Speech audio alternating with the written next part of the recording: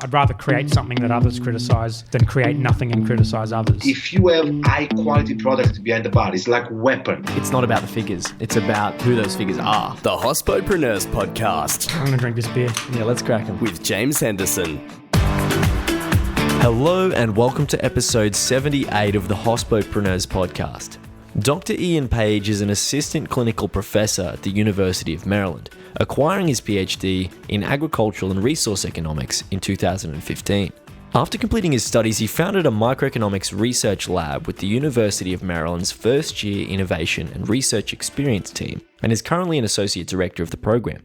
In designing this show, I read a great deal of research and consequently found Ian's work in the Journal of Wine Economics on why distilleries produce multiple ages of whiskey. As soon as I did, I instantly knew we had to have a conversation. You're about to hear why.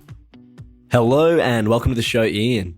Hi there. Ian, it's an absolute pleasure to have you on the episode today, and I'm looking forward to getting into some really exciting discussion around your background and the research that you do. The first question, though, I'd like to ask, what is your crazy hospitality story? So I'm in academia, so I never worked I worked a little bit in hospitality, but I don't have any great crazy stories coming from that. But I did used to live next to like a fancy little coffee shop a couple apartments ago in Washington, D.C. You know, this is like a little hole-in-the-wall place where like all of the baristas are just inked out with sleeve tattoos. They've got like lots of cool graphic design on the walls, and they take their coffee like really seriously. Great place. I used to go there all the time. And one day I'm walking in and this guy just beats me into the door. So I'm right behind him in line. It's this guy and then the barista, just the three of us. And the guy comes up to the barista and he's like nervous. He's talking in a hurried fashion. He's like, "Hey, look, I've never been here before. I'm kind of in a hurry. I just want like a cup of coffee. Can you get me a cup of coffee, please? I really just need a cup of coffee. I need to go." And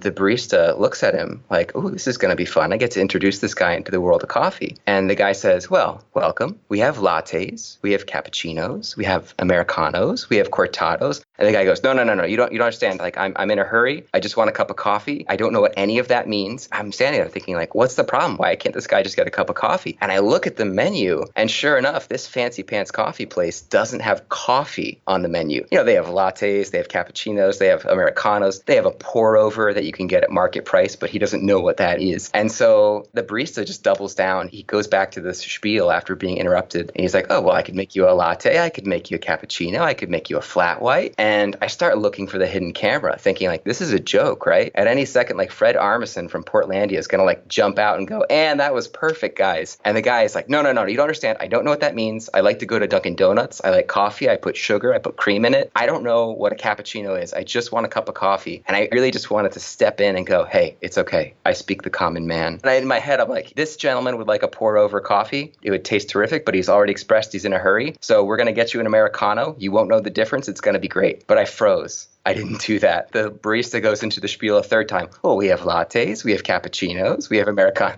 And the guy gets so frustrated, he just storms out. And he never got his cup of coffee. And then I walk up and I go, cup of coffee sounds pretty good. I'll have an Americano, please. Love that. Thank you very much for that crazy little story. I think a lot of baristas will resonate with that sort of situation. And then I guess when you've been in the industry a long time, you're reminded of those scenarios where people aren't as educated on the particular field of coffee. And so they're just asking for a coffee. So here in Australia, we'd probably give someone a flat white in that scenario or a latte. I think that's probably the way to go. You can't really go wrong if they ask for a coffee and get one of those. But you suggested Americano. Obviously, it's, a totally different style of coffee that's obviously not got milk in it. So I would ask someone whether they want milk. Like, there are follow-up questions. And so this guy's obviously in a hurry, and it's a very difficult scenario to deal with for the barista because he's just like, "Yeah, our coffee list is this long. Would you like a bean from Nicaragua or Indonesia? Or would you like perhaps something from Ethiopia?" And the guy's just going, "I don't care. I just want the caffeine." Yeah, from Dunkin' Donuts with his cream. And he probably went to Dunkin' Donuts or another franchise. He's probably just like, "I want my $1 7-Eleven coffee. That'd be great." There's no happy ending at the end of that story. I don't know.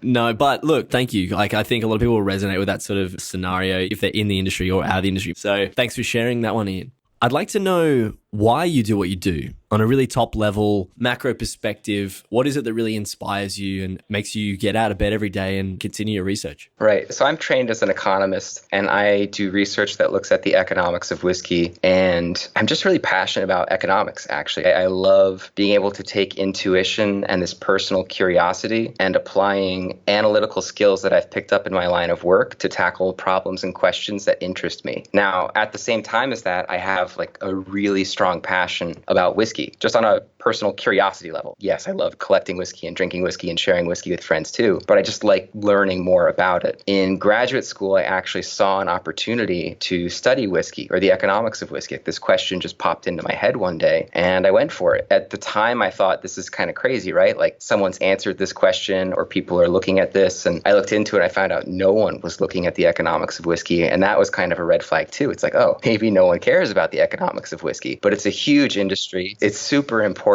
And I felt like the question was interesting enough to pursue that as part of my PhD thesis. And that's what I did. Love that. And being an economist as well, going through those sorts of questions are things that I've done myself. You've obviously chosen to go a much deeper academic route than I have. I went a bit more practical working in the industry, decided to go into the industry after my degree. But I'm super interested in your insights in that space personally. And I think a lot of listeners will really gain from your experiences too. So I'm excited to hear more depth around your work. So tell us a little bit more about what you've done as an academic hospitality economist or whiskey economist. The paper that just came out, the question it's answering is, why do distilleries produce multiple ages of whiskey? Which for a layperson, like maybe that's not an interesting question. I don't know. But it's actually a really important question to me. If you think about the production decisions that go into whiskey distillation, just in terms of how much new make they're going to make in a certain year, how much they're going to put into barrels, what kind of barrels they're going to use, how long they're going to let that whiskey sit in barrels before eventually bottling it. The producers in the whiskey industry have an incredible amount of control over how long they can actually mature their product and what level of ultimate quality they want to let it get to before bottling and selling it. And there are actually very few goods from an economics perspective where time is such an important part of the production process in terms of the ultimate quality of the good. And it turns out for a number of other goods, we call them vintage goods, goods that accrue value over time. For a lot of other vintage goods, either the consumer can continue to improve the quality by furthering the maturation process. An example would be someone who buys like a high quality bottle of red wine and continues to age it over time. That bottle is going to keep improving to a certain point. And so you can get something kind of cheap or cheaper, invest in it and let it keep going. Or there's stuff like timber where you kind of let a tree keep growing and then at some point a company will harvest it, replant and continue the process. But in a lot of these other examples of studying these production decisions, how long do we want to let a bottle of wine mature to before it's the optimal time to open it? You know, what's the optimal maturation age for a tree? There's a common assumption in the literature and the research people have done on those things, which says there must be a single optimal maturation age that's common throughout. So if you're looking at a batch of a single vintage from a vineyard and saying, what age should we open all of these bottles of wine up? The answer is going to be the same for one bottle as the next bottle in terms of enjoying it as a consumer or maximizing profits if you're selling it. Maybe the exception there is if you need to open like one or two over time just to track the progress of the maturation over time. Or a similar thing with trees. If we're thinking about what's the optimal maturation age for trees, then it doesn't matter which tree you're necessarily looking at in the forest. The idea is if the quote unquote optimal or best age to harvest is say 70 years, that means in most ideal managed forests, you'd want to be harvesting about 1/70th of your trees each year, the ones that are 70 years old, and then you wait a year, and then the trees that were previously 69 years are now 70 years old, and you're harvesting those trees and just going through this even cycle. Whiskey distilleries, it's totally different. If you look at a product line from like one of the major brands, you'll see, this is specific to Scotland to be clear, a single distillery, a single brand might have a 12-year-old and a 15-year-old and an 18-year-old and a 21-year-old, etc. And that's so different than the other examples. I've got a follow-up question for you there. Why those numbers specifically? Why do distilleries select those years?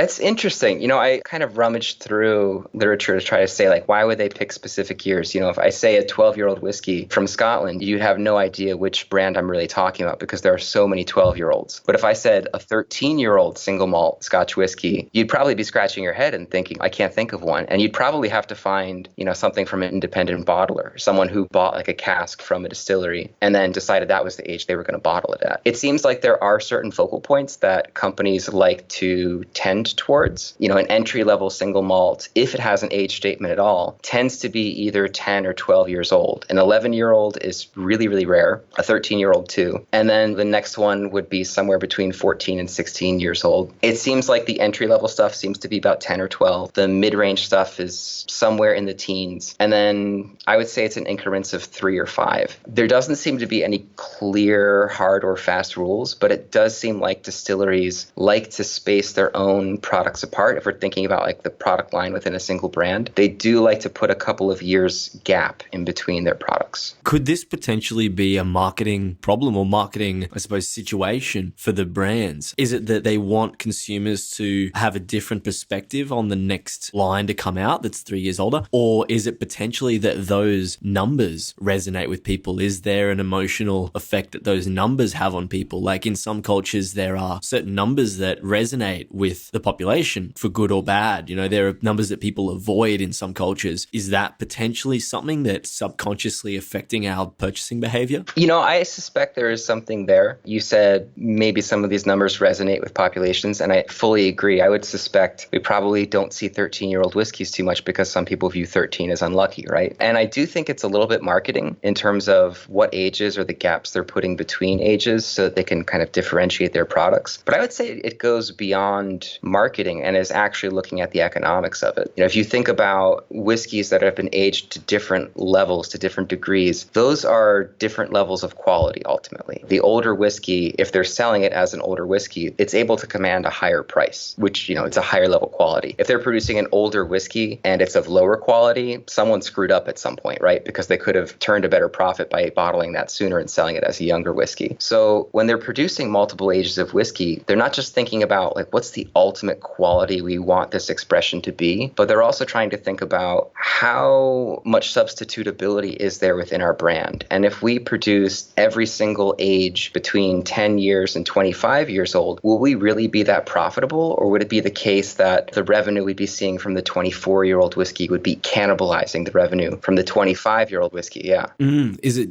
potentially that the product isn't different enough? Is that something that's possibly affecting distilleries' decisions? Yeah, most definitely. It's a case of product differentiation within brand and having consumers who are after different levels of quality, or maybe just consumers who at different points, different purchasing decision times are after different quality levels. And they just need to make sure that there's enough of a gap between their age statements so that it's really clear which whiskey age they should be directed towards. You mentioned quality a few times in your answer there. Some people in the industry would say that you can get a younger whiskey that's higher quality than an older whiskey anyway. I'm going to annoy some people here by saying this, but it's the cost of holding that whiskey for a longer period of time that then commands a higher price, and then you almost have to sell it for the higher price because it's been held for longer. Like the storage time is costly. Are there actual differences in the product quality? I mean, I guess that your research is more around the economics and not around the flavor profile of the whiskeys, but in your experience, is there a difference in the quality of the product? In my personal experience, I mean, yeah, of course, if you're looking at two whiskeys and one has been aged a lot longer, then it's going to be a more enjoyable dram, right? But actually, what's interesting is it doesn't really matter whether or not it's fundamentally true. Is the older whiskey better, yes or no? For one, it'll just depend on the aging process in different batches and lots of randomness that could pop up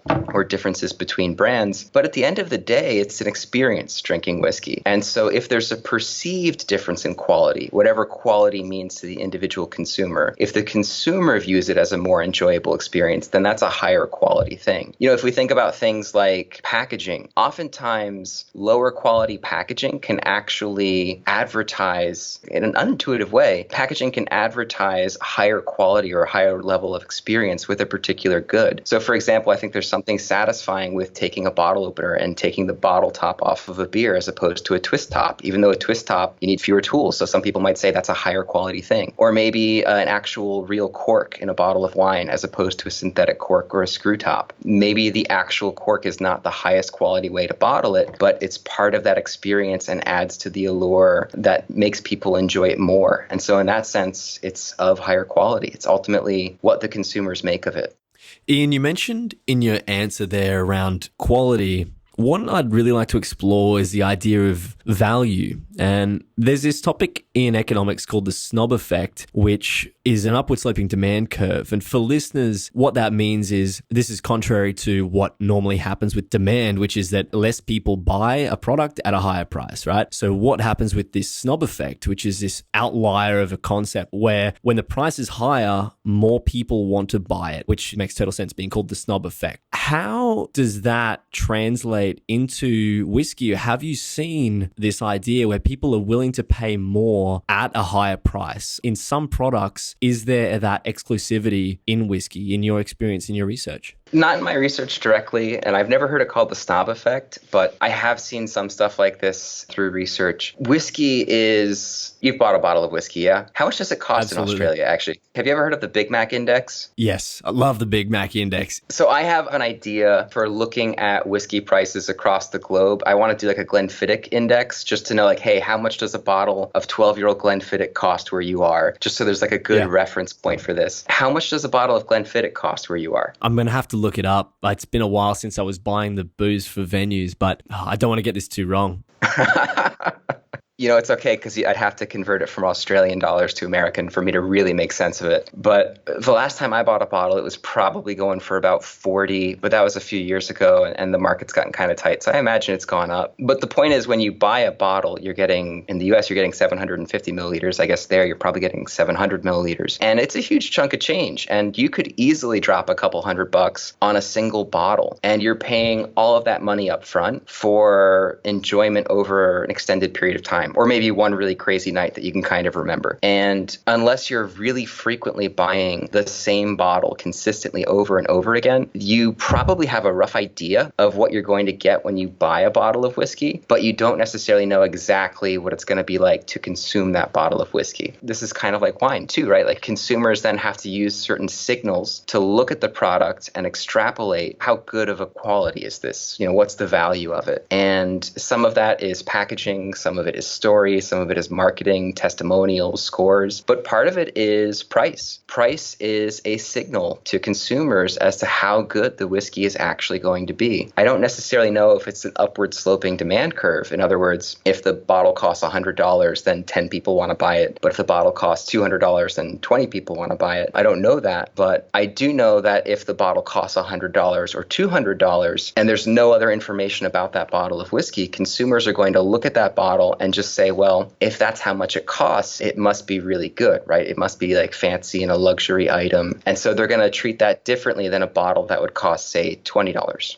This is obviously super fascinating to me, looking at the economics of whiskey. But I'd like to take the show in a little bit different sort of a direction to ask you, Ian, what is it that you're learning about or exploring at the moment? So the original work that I did was looking at maturation decisions of distilleries in Scotland that were pretty well established. We're talking distilleries that have been in operation, and I guess you could say for over 100 years, but honestly, single malt scotches haven't been around that long. But distilleries that really are well established in their routine, have a good idea about what the market wants and how to set up their product line, which was super interesting to me, but it's not necessarily the end all be all for what's going on in spirits industries. So the next thing I'm looking into is the economics of actually launching a distillery, not just the logistics in terms of marketing and permitting and figuring out how to run a still, but things like when you're first starting up a distillery and you're cash strapped, how do you make production decisions those first couple of years when you need to be raising revenue pretty soon? How do you make maturation decisions when you don't necessarily know if I make a bottle of whiskey and I age it for 2 years, what could I sell that at? Whereas if I waited another 3 and sold it at 5 years, could I sell that at even more money? You know, difficult decisions about trying to say like, should I produce gin? Should I produce rum? Should I produce vodka? Should I just stick with whiskey? And if I just stick with whiskey, how does that impact my bottom line in the first couple of years? That's stuff I haven't been able to answer yet. It's interesting because a lot of distilleries have made very different decisions on that. And I ran a panel discussion on the future of gin, and two of the brands that were represented on the panel were in the process of making whiskey, and another one was just commit to being a gin company. And so it's interesting hearing how different distilleries make those decisions, why they decide to become just that product, or whether they want to diversify, and the costs and benefits of doing that. And I mean, even the terminology I'm using obviously will resonate with you being an economist. Like, costs and benefits are used in our industry daily, but that's what's really resonated with me. That's what I want to share with listeners to really understand the economics of the hospitality industry. And this here is on the production end, but what your research really looks at is that whole system. And economics is an all-encompassing system. And so that's why I'm super passionate about it. It's obviously what I studied, but I would like to ask what innovations you've seen taking place in the industry at the moment. The biggest one that comes to mind, I know that the rules were just overhauled, right, in Scotland for what can and can't happen in their production of Scotch whiskey, to still be labeled as whiskey. And I think they're opening up what kinds of barrels can be used, whereas previously it was things like virgin oak, ex-bourbon barrels, ex-sherry, ex-port casks. Rum might have been allowed, or maybe it wasn't allowed, but you just couldn't call it whiskey because I know Balvenie was doing it. And it seems like now they're going to be allowing, ex-tequila casks and a couple other things like that. I think that'll be really interesting to see how the industry will take to that. Will it create some new curiosities where people will see like a new bottle of some, let's say like Lafroig does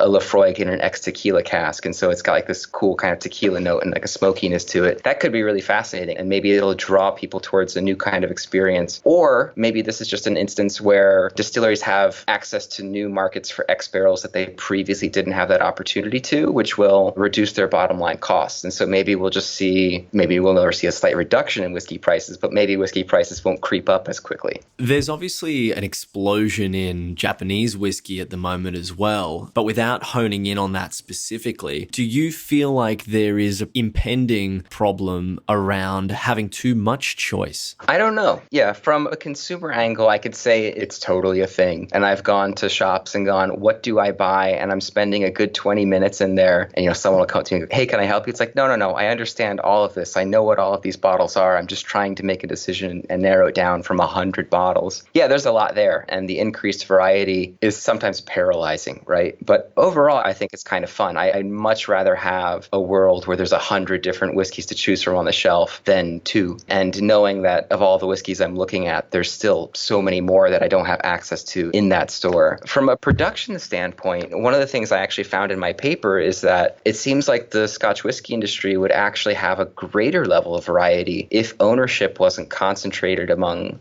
just a few parent companies that own so many different distilleries. Is that a possible problem in the future? I mean, obviously, if the laws have become a little bit more relaxed, then there are going to be more producers popping up. From your research, have you seen that there's a funneling into this sort of oligopoly? What does the future look like in terms of whiskey distillery ownership? It's interesting, thinking about Scotland specifically, well, actually in the United States too, like there has been consolidation over the past number of years, and that's impacted product line decisions, maybe not immediately, but over time, how distilleries would have adjusted would look a little bit different. And I'm not saying that's necessarily a bad thing. I'm just saying it's a thing, to be clear. What that does, though, is because that would decrease the overall level of variety that we would otherwise see, it creates openings here and there for other smaller distilleries to actually gain a foothold and say, this is a part of the market that isn't being served. This is a whiskey or a spirit that consumers would be interested in, and I'm going to make that. And that gives them a little bit of an entryway into the market. Ian, what has been your number one resource in learning about the economics of hospitality, or more specifically around Scotch whiskey? One of the big ones is actually another podcast called Whisky Cast, which is run in the United States. And then I think the Malt Whiskey Yearbook was also just a hugely helpful resource when I was doing my research. Just page by page going through every single distillery in Scotland, when they were founded, how big they were, what different whiskey ages they were producing and selling. And then just going to distilleries and being that annoying guy on the tour that is asking lots of detailed questions. That's always a fun experience. For me, anyway. I'm not sure about the tour guide. products. Seeing how a tour guide handles that would actually tell me a lot about the brand. So they're representing the brand that day. And that tells me, whether they're a great person to be representing that brand, or maybe whether that brand acts similarly around education. I find brands are very receptive to people asking quite detailed questions about them now. And I'm guessing that the sorts of questions that you were asking at that time when you were learning wouldn't have been as in-depth as some of the people who've been in the industry for such a long time and asking about, mash bills. And I'm guessing that the sorts of questions that you're asking tour guides were more than capable of answering at the time anyway. And, it's their job. It's their job to answer those questions. So to listeners out there, if you want to go to a distillery and ask these questions, 100% don't be afraid to ask them, because that's the tour guide's job. Yeah. In all seriousness, I do love going to distilleries and breweries and just really getting into the subject matter with the tour guide. Because if you've been to one, let's say, brewery tour, you're going to be told, here's how beer is made, right? Like, here's barley, here's yeast, here's the process. And at the end, they're probably going to give you some joke about how they take all the leftover spent grain and they sell it to a farm. There's really happy cows somewhere eating that. Yep. And so you're going to get the same. I mean, I've never been to an Australian brewery. Everyone says the same thing. Yeah, I've heard it in Germany, I've heard it in the United States, and now I've got to confirm it's in Australia too. So the overall structure is always the same, but when you get to ask questions, whether or not the tour guide actually knows those kinds of questions is really informative in terms of, brand representation. And then not just that, but how they answer that, how the distillery tour is set up and run also tells you more about like the brand or personality of that company, which to me makes it really enjoyable. How do you want to see the whiskey industry change in the next 5 to 10 years? Okay, so one of the problems with whiskey production, and this is not a fault of the industry, it's just sort of the nature of the beast, demand fluctuates. And the situation we're in right now in terms of how much whiskey consumers are interested in purchasing, producers weren't making those decisions yesterday. For aged spirits, they needed to make those decisions many, many years ago, maybe 5 years ago or 2 years ago if we're talking about American spirits, maybe 2 decades ago if we're talking about Scotch whiskey. And as a consequence, that can lead producers to being caught really flat-footed in terms of correctly forecasting and anticipating demand. There's a case that if there's a really high period of demand, distilleries might ramp up production, expecting that to just kind of be the new normal, and then demand drops away, and all of a sudden there's just this glut of terrific whiskey that they can't sell, which as a consumer, I think that's terrific, but as an economist, I think that's not efficient. Or the flip side, if there's not too much demand right now, and distilleries aren't anticipating that demand will go up in the next 10 years, then fast forward 10 years, all of a sudden there won't be enough supply on hand to make really good whiskey that consumers would be interested in buying. And I think one of the things I've seen in the past couple of years is just so much pressure on the industry in terms of increased demand and not having enough supplies to actually make up for that. And so what do distilleries do? Well, you're either going to have shortages in the amount of whiskey they can sell. Maybe they're going to have to decrease the quality, and that could be through a combination of removing age statements, lowering the age statement, or if it's a whiskey and the age statement just is the youngest whiskey in the bottle, maybe they change the formula so that it tastes about the same but it's different. All of those things are perfectly valid strategies for making up for a shortfall in production because they weren't able to forecast it well enough. But personally, I would be happy too if they could really improve the accuracy of those kinds of forecasts so that there's a really good supply that is matching demand, even though there's that disconnect between when the production decisions are happening and when the consumption decisions are happening. Ian, I'd like to ask you, who tells you when you're wrong? Who's disagreeing with you? That is a really interesting question. It's colleagues, it's other economists, it's mentors. I started the initial research thinking this is kind of crazy, right? Like no one is looking at this, so probably no one's interested in it. But it turns out people love to talk about things that they're passionate about, and I'm not the only economist drinking whiskey. And so I got to bounce a lot of ideas off of other economists. Some of the really early work I was doing, looking at production decisions, was saying, okay, suppose a distillery is a price taker. Suppose that they are producing quantity, but they don't really have an impact on market equilibrium prices, which is a very nerdy way of saying they don't produce much and consumers aren't differentiating. Oh, that's nerdy too. Apologies. So when I first started out, I was saying, okay, there are over 100 distilleries in Scotland. The largest one makes up about 4% of industry capacity. So under a regular industry, each firm is so small, they really shouldn't be able to impact market prices, right? And so what would that look like? And I do this big analysis about like, what would that look like? And I find out,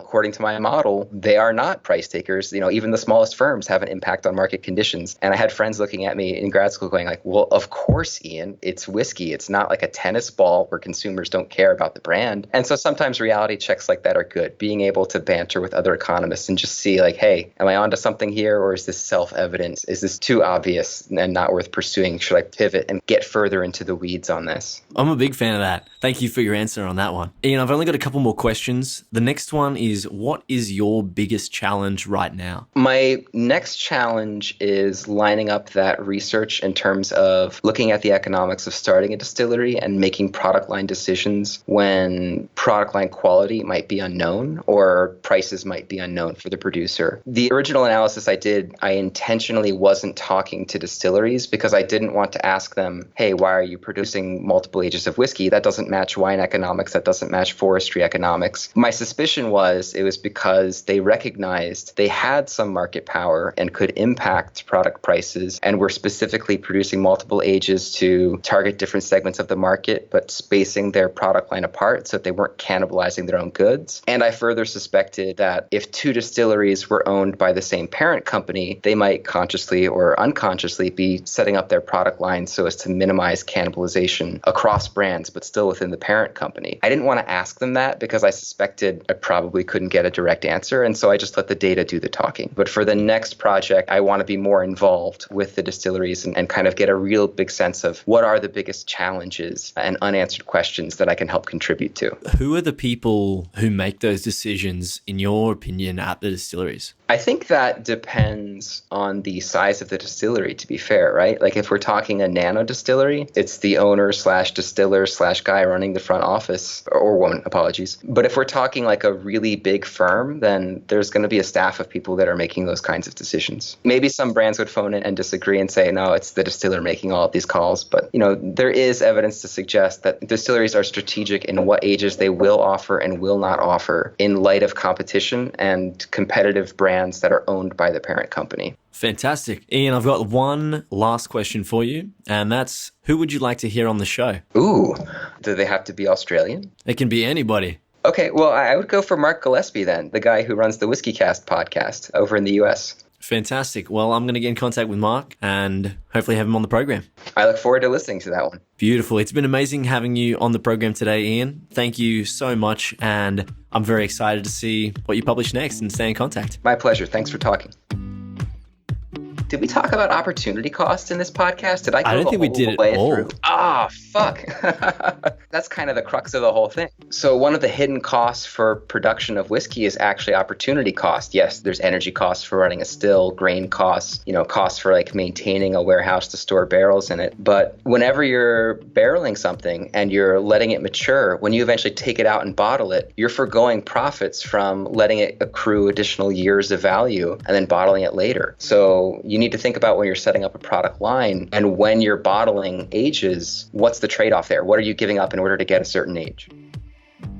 The show today was produced by the in-house audio team at Hospopreneurs, led by Jake Olver. Voiceovers were by Angus Brennan. To learn more, head to hospopreneurs.com.